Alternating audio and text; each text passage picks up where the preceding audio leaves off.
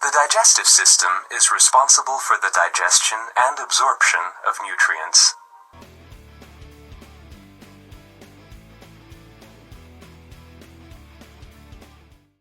Food is crushed in the mouth by the teeth.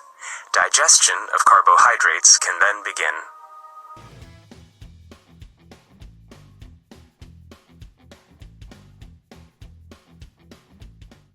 Proteins are digested in the highly acidic stomach.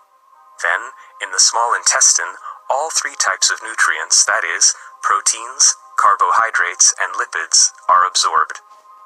Pancreatic juice, which is secreted by the pancreas and contains digestive enzymes, is emptied there, as well as bile, which is secreted by the liver and aids in the digestion of lipids.